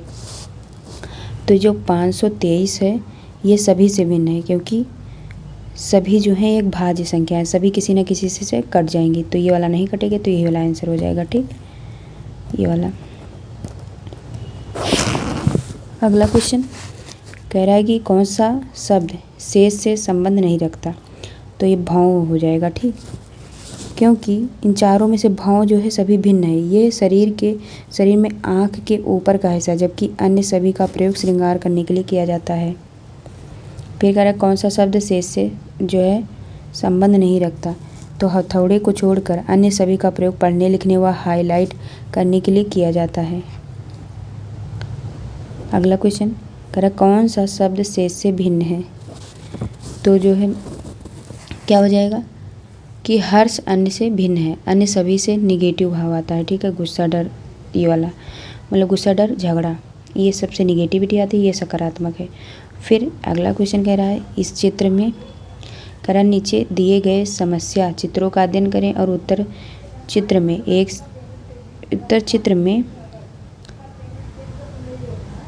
में से एक विकल्प चित्र की पहचान करें और समस्या चित्र के क्रम को जारी रखें। समस्या चित्र दिया है, उत्तर चित्र दिया है। तो दी गई आकृति श्रृंखला में अगले स्थान पर क्या हो जाएगा, उत्तर पश्चिम, मतलब आकृति जो है डी के समान होगी, इसके समान, ठीक।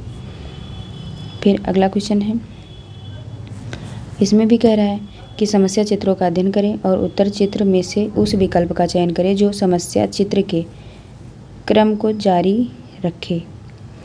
तो देखो इसमें क्या है, दी गई आकृति श्रृंखला में अगले स्थान पर कौन सा आ जाएगा, बी वाला आएगा। ठीक, बी आएगा क्योंकि जो वृत्त वाली भुजा है वो 45 डिग्री के कोण पर एंटी क्लॉकवाइज, देखो क्लॉकवाइज ऐसे घूमती है, एंटी क्लॉकवाइज ऐसे घूमती है, तो एंटी क्लॉकवाइज घूम रही है, अर्थात तीर जो है ये साइड, तीर नुमा साइड जो है 45 डिग्री के कोण क्लॉकवाइज घूम रही है, इसीलिए। ठीक है, फिर अगला क्वेश्चन है कि कौन सा शब्द शेष से संबंध नहीं रखता है। तो इसमें चारों विकल्पों में से कोयला अन्य से भिन्न है, इसको छोड़कर और सभी प्राकृतिक हैं। ठीक, फिर है कौन सा शब्द शेष से संबंध नहीं रखता है, तो इसमें से जो है न्यूनीकरण जो है अन्य से भिन्न है, क्योंकि अन्य सभी दोबारा के लिए प्रयोग किए जाते हैं। अगला है असंगत की पहचान करिए। देखो यू अन्य सभी से भिन्न है, यह एक स्वर है, इसे छोड़कर अन्य सभी मतलब व्यंजन है। ठीक है, इसीलिए बी ऑप्शन, ये एक स्वर है। ठीक, यू अन्य सभी से भिन्न है, क्यों, क्योंकि ये एक स्वर है और सब क्या है, व्यंजन है, यस सी एच। फिर 140 के बाद 141 देखते हैं। ये इसमें 141 में क्या हो जाएगा कि इसमें दी गई आकृति श्रृंखला में अगले स्थान पर कौन सा हो जाएगा, बी। ठीक, बी हो जाएगा क्योंकि प्रत्येक अगली आकृति पिछली आकृति की छोटी व बड़ी अपना स्थान परिवर्तन कर रही है। ठीक, इसलिए अगला क्वेश्चन देखो इसमें क्या हो जाएगा, प्रश्नवाचक के चिन्ह पे जगह पे यहाँ पर जो है ये आंसर हो जाएगा। क्यों, क्योंकि प्रथम आकृति के ऊपर भाग को मतलब प्रथम आकृति के ऊपरी भाग को हटाकर निचले हिस्से से दूसरी आकृति बनाई गई है, इसी प्रकार तीसरी आकृति से चौथी आकृति भी बन जाएगी। ठीक, फिर देखो अगला क्वेश्चन कह रहा है दिए गए चित्रों में से तीन किन्हीं मतलब किसी न किसी रूप से संगत है, असंगत की पहचान करिए। देखो पहले इसको समझ लो, इसमें क्या कह रहा है, देखो कह रहा है कि जो ये है इसको काट के हटा दिया गया है तब ये वाला यहाँ बन गया है, ऐसे ही कह रहा है जब इसको हटा दिया जाएगा तब तो इसका ऐसे ही तो बनेगा, तो इसीलिए ये ऑप्शन सही हो जाएगा। फिर 143 देखो इसमें असंगत कह रहा है, तो यहाँ पे क्या है, सी वाला ऑप्शन सही हो जाएगा। क्यों, क्योंकि अन्य सभी में तीर व वृत्त 90 डिग्री के कोण पर हैं। ठीक है, 90 डिग्री के कोण पर हैं, इसीलिए। फिर इसमें 144 में क्या हो जाएगा, आंसर नंबर डी हो जाएगा। ठीक, यहाँ पे फिर अगला क्वेश्चन देखते हैं। देखो डी क्यों हो जाएगा, देखो यहाँ पे 1 2 3 है, इसमें 1 2 3 4 है, इसमें 1 2 3 4 5 है, तो इसमें 6 होना चाहिए, तो 6 किस में है, 1 2 3 4 5 6, इसीलिए। फिर 145 देखो इसमें कह रहा है कि असंगत की पहचान करिए, तो देखो चारों विकल्पों में से ए वाला सही हो जाएगा, क्योंकि ए को छोड़कर अन्य सभी आकृतियों में जो डाट है ये चिन्ह जो है वो प्रथम त्रिभुज में आ रहा है। ठीक है, इसीलिए। अगला है इसमें असंगत, इसमें क्या हो जाएगा, कह रहा है नीचे के चित्र का अध्ययन करें और यक्ष के स्थान पर आने वाले चित्र की पहचान उत्तर विकल्पों चिन्हों में से करें। तो इसमें क्या हो जाएगा, इसमें दी गई प्रश्न आकृति एक अपूर्ण आकृति है। ठीक, जो सी, अगर आप सी वाला बना देंगे ये वाला तो यहाँ पूर्ण हो जाएगी। ठीक, फिर अगला क्वेश्चन है कथन कारक दिया है, कह रहा है देखो ये कौन सा क्वेश्चन है, यहाँ कह रहा है प्रत्येक मंत्री एक छात्र हैं, प्रत्येक मंत्री क्या है, एक छात्र हैं। ठीक, यहाँ पे छात्र कर दीजिए। फिर कह रहा है प्रत्येक मंत्री अनुभवहीन है, जो मंत्री हैं वो कौन है, प्रत्येक मंत्री अनुभवहीन है, मतलब मंत्री भी आ जाएगा, यानी कि अनुभवहीन यहाँ हो जाएंगे। कह रहा है प्रत्येक मंत्री अनुभवहीन है। ठीक, तो अनुभवहीन है। फिर कह रहा है कह रहा है इसमें देखो प्रत्येक कह रहा प्रत्येक छात्र अनुभवहीन है, ठीक है, छात्र का कहा है अनुभवहीन। इसमें कह रहा प्रत्येक मंत्री अनुभवहीन है। तो ये फिर कह रहा है कुछ अनुभवहीन लोग छात्र हैं, कुछ अनुभवहीन लोग छात्र हैं। तो इसमें क्या फर्स्ट और सेकंड दोनों ही निष्कर्ष सही हैं, ठीक। तो ऑप्शन नंबर सी सही हो जाएगा। अगला क्वेश्चन,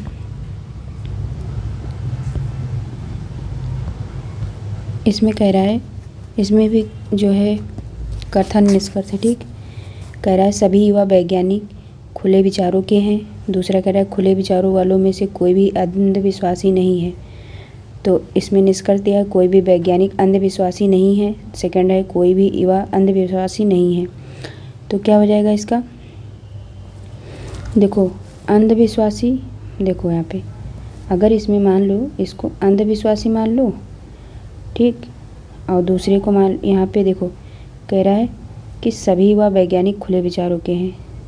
इसमें मान लो कुछ युवा वैज्ञानिक हैं, ठीक, ये युवा, ये वैज्ञानिक, युवा वैज्ञानिक और ये खुले विचार वाले, ठीक, ये खुले विचार वाले। तो दोनों ही निष्कर्ष कथन अनुसार जो है वो तर्क संगत नहीं है। तो ये वाला ऑप्शन डी हो जाएगा। अगला क्वेश्चन कह रहा है 49 नंबर का, ये ठीक तर्क इसमें भी दिया है। कह रहा है रोजाना एक सेब का सेवन आपको डॉक्टर से दूर रखता है। कह रहा है यदि प्रत्येक दिन एक सेब खाया जाए तो डॉक्टर के पास जाने से बचा जा सकता है। सेकंड कह रहा है यदि हर रोज़ एक नारंगी खाया जाए तो बीमार हो सकते हैं। तो ये कोई तर्क ही नहीं है, तो पहला वाला जो है सही हो जाएगा, ठीक, क्योंकि यही अनुसरण कर रहा है। अब अगला और लास्ट है, कह रहा है कि उस विकल्प का चयन करें जिसका तीसरे शब्द से उसी प्रकार संबंध है जैसा दूसरे शब्द का पहले से। कह रहा है सर्दी का स्वेटर, तो मानसून का क्या हो जाएगा, तो मानसून, देखो जिस तरह स्वेटर सर्दियों में पहना जाता है ठीक उसी प्रकार रबर के जूते मानसून के मौसम में पहने जाते हैं। तो बी ऑप्शन सही हो जाएगा। आज के लिए इतना ही। जय हिंद, जय भारत।